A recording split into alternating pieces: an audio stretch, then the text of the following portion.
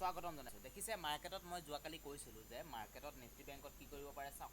মই bullish view দেখিছোঁ, ক'লৈকে দেখিছিলোঁ মই কৈছিলোঁ আপোনালোকক যে মাৰ্কেটে 51,000লৈকে মাৰ্কেট যাব পাৰে, হয়তো তাৰ পৰা আকৌ ৰিভাৰ্চল দি দিব লাগে। মই কৈছিলোঁ 51,000 পিছত ডাইৰেক্ট 51,300 বা 200লৈকে মাৰ্কেট যাব লাগে। দেখিলে মাৰ্কেটত মই বুলিছ ভিউ ৰাখিছিলোঁ যোৱাকালি, আজি মাৰ্কেট বুলিছ।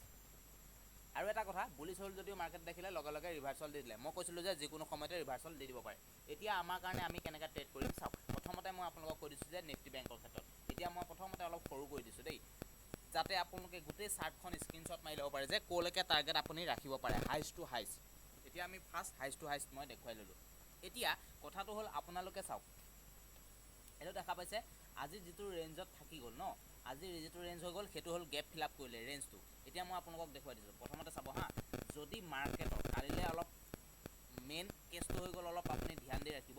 যদি মাৰ্কেটত কালিলৈ এই যিটো তিনিডাল মই ৰেঞ্জ বনাইছোঁ দেখা পাইছেনে, আজি মই তিনিডাল ব্লেক দিছোঁ দেখিছেনে, তলত বেৰিছ দেখা পাইছে। ফাৰ্ষ্ট টাৰ্গেট বেৰিছ আপোনাৰ ইয়ালৈকে যাব পাৰে 50,200লৈকে, আৰু ফাৰ্ষ্ট আপোনাৰ আছে যিটো মিডিল পইণ্টত য'ত আজি ক্ল'জ হৈছে মাৰ্কেট, সেইটো হৈছে ৰেঞ্জটো, এইটো 50,700, প্ৰায় 10-20 পইণ্ট ইপেণ্ড হ'ব পাৰে। গতিকে চাওক 50,700 আৰু ওপৰত আছে 51,200। এই তিনিটা ৰেঞ্জৰ ভিতৰত যদি মাৰ্কেট থাকে তেতিয়াহ'লে আপুনি অকণমান চাই ল'ব মাৰ্কেটটো। এই তিনিডাল ৰেঞ্জৰ ভিতৰত মাৰ্কেট থাকিলে অকণমান ছাইডবেজৰ ৰেঞ্জ দেখা পাব পাৰে, হয়তো 50-100 এইপিনে পইণ্টছ আপুনি ইফাল সিফাল কৰি ট্ৰেড কৰিব পাৰে। এতিয়া কথাটো হ'ল আপোনালোকে চাওক, এই ৰেঞ্জটো যিটো আছে তিনিডাল ৰেঞ্জৰ ওপৰ ব্ৰেক কৰিলে আপ চাইডে আৰু তললৈ ব্ৰেক কৰিলে ডাউন চাইডে ব্ৰেক ডাউন দিব পাৰে। আৰু যদি চাওক ব্ৰেক ডাউন দিয়ে বহুত ডাঙৰ ডাঙৰ আপুনি ব্ৰেক ডাউন পাব পাৰে, কাৰণ সেইটো ভিউ মই পিছত আপোনালোকক বুজাম, কিন্তু সেইটো মই আগতেই আপোনালোকক কৈ থলোঁ। এতিয়া চাওক মাৰ্কেটে এটা চাওক এছ টাইপ, আপুনি যদি অকণমান চাই প্ৰায় এছ টাইপৰ এটা ভিউ ইয়াত দেখা পোৱা গৈছে।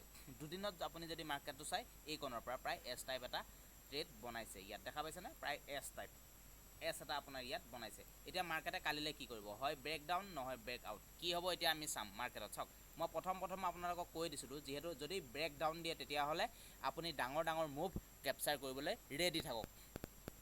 এতিয়া মই ফাৰ্ষ্ট কৈছোঁ চাওক, আপোনালোকে কালিলৈ এতিয়া চাওক কি ভিউ ৰাখিব। ফাৰ্ষ্ট মই কৈছোঁ কালিলৈ আপুনি বুলিছ ভিউ ৰাখিব পাৰে অলপ টাইমৰ কাৰণে, কোনটো ৰেঞ্জলৈকে, 51,205লৈকে। তাৰপিছত হয়তো মাৰ্কেটে আকৌ ছাইডবেজ ৰেঞ্জ এইটো যিটো আছে ইয়াৰ ভিতৰতে অতিবাহিত কৰিব পাৰে।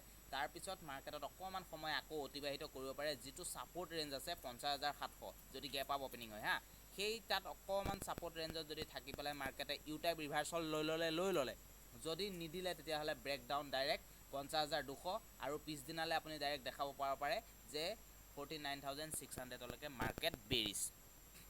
এতিয়া যদি কালিলৈ গেপ ডাউন অপেনিং হয়, চাওক গেপ ডাউন অপেনিং হ'লেও মই প্ৰথমতে বুলিছে থাকিম, যিটো আপোনাৰ ৰেঞ্জ আছে 50,200লৈকে আহি মাৰ্কেট হয়তো আকৌ ৰিভাৰ্চল তৎক্ষণাত দি দিব পাৰে, যিটো 51,800 বা 51,400 বা 51,200লৈকে মাৰ্কেট গুচি যাব পাৰে বুলিছ। কিন্তু এইকণত যদি তৎক্ষণাত নগৈ মাৰ্কেটে যদি অকণমান টাইম কনচলিডেট কৰে তেতিয়াহ'লে অকণমান চিন্তনীয় বিষয় হ'ব। তাৰপিছতে আমি ডিচিশ্যন ল'ম যে মাৰ্কেট বেৰিছ নে আপছাইডলৈ।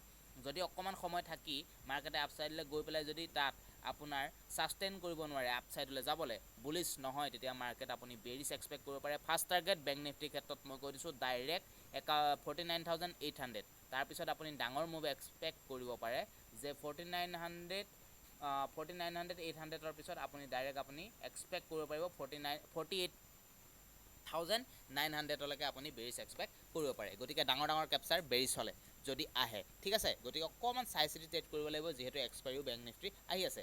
এতিয়া ফিন নিফটিৰ ক্ষেত্ৰত কৈছোঁ চাওক, কালিলৈ মই ইমান বুলিছ দেখা পোৱা নাই যদিও হ'লেও আপোনালোকক মই কৈছোঁ চাওক, মাৰ্কেটে অকণমান আপোনাক হয়তো ঠগাই দিব পাৰে কালিলৈ, উল্টা পুল্টা অকণমান হৈ যাব পাৰে। হয় গেপ আপ অপেনিং হৈ পেলাই মাৰ্কেটে বেৰিছ হ'ব পাৰে, নহয় গেপ ডাউন অপেনিং হৈ মাৰ্কেট বুলিছ হ'ব পাৰে, হয়তো এনেকুৱা উল্টা অকণমান হৈ যাব পাৰে। গতিকে সেইটো অকণমান ৰেঞ্জ চাই চিতি ল'ব। এতিয়া ফিন নিফটিৰ ক্ষেত্ৰত কি কৰিলে চাওক, ফিন নিফটিৰ ক্ষেত্ৰতো মই এটা দুটা ৰেঞ্জে বনাইছোঁ, এইটো স্ক্ৰীনশ্বট মাৰি ল'ব আপোনালোকে, এইটো হাইষ্ট টাৰ্গেট আৰু এইটো বেৰিছ টাৰ্গেট, এই ৰেঞ্জকেইটা মই বনাই থৈছোঁ। যিহেতু চাই পেলাই আপোনালোকে যদি এনালাইচিছ কৰে তেতিয়া আপোনালোকৰ ৰেঞ্জবিলাক বনাই ল'ব পাৰিব। বিভিন্ন ধৰণৰ বিভিন্ন ভিউ থাকিব পাৰে, আপোনালোকে সেইটো চাই চিতি বনাব। এতিয়া মেইন কথা হৈ গ'ল যে কালিলৈ যদি ফিন নিফটিৰ ক্ষেত্ৰত চাওক, ফিন নিফটি যিহেতু আজি এক্সপাইৰি আছিলে, এক্সপাইৰি চাওক লাষ্টৰ সময়ত ব্ৰুম দি দিলে, গতিকে 5 মিনিটৰ সময়তে আপোনাক হয়তো কৰ'ৰপতি বনাই দিব পাৰে, নহয় ৰ'দপতি। গতিকে সেইটো অকণমান চাই চিতি ল'ব। এতিয়া কালিলৈ মই কৈছোঁ যদি মাৰ্কেটে ফ্লেট অপেনিং হয় এইটো ৰেঞ্জৰ ভিতৰতে 23,100 আশে পাশে বা 23,250 এইটো ৰেঞ্জৰ ভিতৰত যদি মাৰ্কেট অপেনিং হয় তেতিয়াহ'লে অকণমান আপুনি ইয়াত কনচলিডেট কৰিব লাগিব এইটো ৰেঞ্জৰ ভিতৰতে আৰু অকণমান টাইম কনচলিডেট কৰাৰ পিছত মাৰ্কেটত আমি ডিচিশ্যন ল'ম যে আপ ছাইড নে ডাউন ছাইড সেইটো আমি পিছতহে ডিচিশ্যন ল'ব পাৰিম এতিয়া মই কোৱাটো সম্ভৱ নহ'ব গতিকে সেই ৰেঞ্জটো আমি চাই ল'ম কালিলৈ আৰু যদি গেপ ডাউন অপেনিং হৈ যায় চাওক গেপ ডাউন অপেনিং হৈ যায় এইটো ৰেঞ্জৰ ভিতৰত তেতিয়াহ'লে মাৰ্কেটত মই ভিউ ৰাখিম অকণমান ইয়ালৈকে আপছাইডলৈ তাৰপিছত হয়তো মাৰ্কেটে এনেকৈ কৰি এইখনতে আকৌ এনেকৈ আপোনাক ঠগাই দিব পাৰে সেইটো ভিউ ৰাখিম আৰু যদি চাওক গেপ ডাউন অপেনিং হৈ পেলাই মাৰ্কেটে যদি তললৈ আহে তেতিয়াহ'লে আমি ডাঙৰ কেপচাৰ মুভ কৰিবলৈ ৰেডি হ'ম ফিন নিফটিৰ ক্ষেত্ৰতো ঠিক আছে আৰু আপছাইডলৈ আমি কেতিয়া হ'ম চাওক যদি মাৰ্কেটে বুলিছ হয় ধৰি লওক 23,350 আশে পাশে মাৰ্কেট থাকে তেতিয়াহ'লে ইয়াত চাওক অকণমান টাইম আপোনাৰ বুলিছ কেণ্ডেল বনিব লাগিব তেতিয়া আমি ইয়াত অকণমান টাইম মটিভেট কৰাৰ পিছত মাৰ্কেটত মই বুলিছ এক্সপেক্ট কৰিম যিটো আপোনাৰ 23,500 মই ইমান বুলিছ এক্সপেক্ট কৰা নাই কালিলৈ মাৰ্কেটে এই ৰেঞ্জটোৰ মাজতে থাকিব লাগে মোৰ ভিউ মতে ঠিক আছে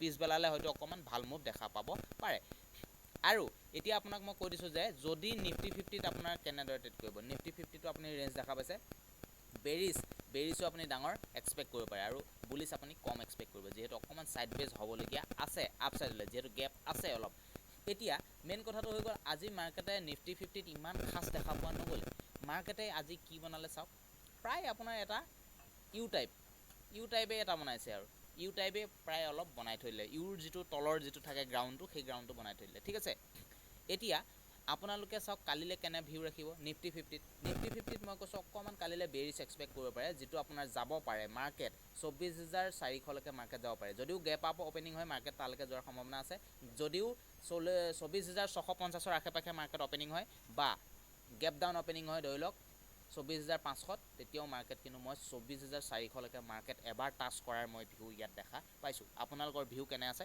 সেইটো আপুনি জনাব পাৰে তাৰপিছত বুলিছ কেতিয়া হ'ম চাওক বুলিছ হ'বলৈ হ'লে মই কৈছোঁ যে ভাল কেণ্ডেল আৰু মাৰ্কেটৰ ওপৰত ডিপেণ্ড কৰিব বুলিছ মই কেতিয়া হ'ম চাওক মাৰ্কেটত মই বুলিছ এতিয়াহে হ'ম যেতিয়া এইটো কেণ্ডেল ওপৰত 24,750ৰ ওপৰত ভাল কেণ্ডেল এডাল বনিব ভাল বুলিছ কেণ্ডেল এডাল যদি বনে তেতিয়াহ'লে মই হয়তো ইয়াৰ পৰা আপছাইডলৈ মই লাহে অলপ ছাইড বেছ আকৌ আপছাইড অলপ ছাইড বেছ অলপ আপছাইড লাহে মই এটা বুলিছ ভিউ ৰাখিব পাৰোঁ সেইটো কম হয়তো 24,900 বা 24,950লৈকে মই টাৰ্গেট ৰাখিব পাৰোঁ তাৰপিছত বুম কৰিলেতো কথাই নাই সেইটো আৰু মাৰ্কেটৰ ওপৰত ডিচিশ্যন হ'ব যিহেতু মাৰ্কেট ডাইনেমিক গতিকে অকণমান চাই চিতি ট্ৰেডসমূহ কৰিব লাগিব গতিকে আজি আপোনাৰ যোৱাকালি যিটো এনালাইচিছ আছিলে সেইটো আপোনাৰ প্ৰায় মিলিছে গতিকে এনেধৰণৰ এনালাইচিছসমূহ পাই থাকিবৰ কাৰণে চেনেলটো ছাবস্ক্ৰাইব কৰি দিব গতিকে আজিলৈ ভিডিঅ'টো ইমান আছিলে যদি ভিডিঅ' চাই ভাল পাইছে লাইক শ্বেয়াৰ ছাবস্ক্ৰাইব কৰিবলৈ নাপাহৰিব ধন্যবাদ